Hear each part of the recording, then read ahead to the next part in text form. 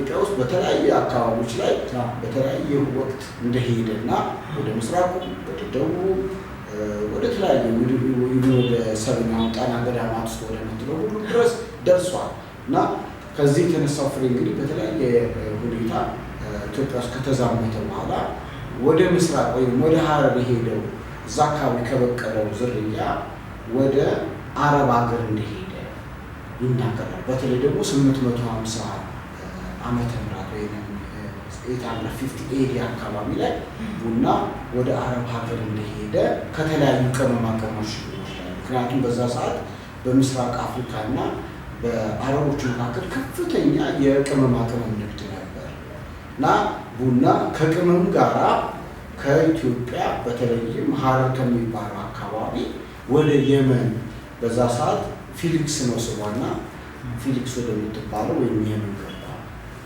ሁለተኛ ቡና ሀገሩ ተብሎ ብዙ ጊዜ የመን እንደሆነች በመጽሐፍት ላይ ተጽፎ ይገኛል። ከየመን ወደ ኢንዶኔዥያ ቡና በደንብ ቀጥሎ የገባው ተብሎ ይታል። ከየመን ከኢንዶኔዥያ ቀጥሎ ደግሞ ወደ ህንድ ነው የገባው።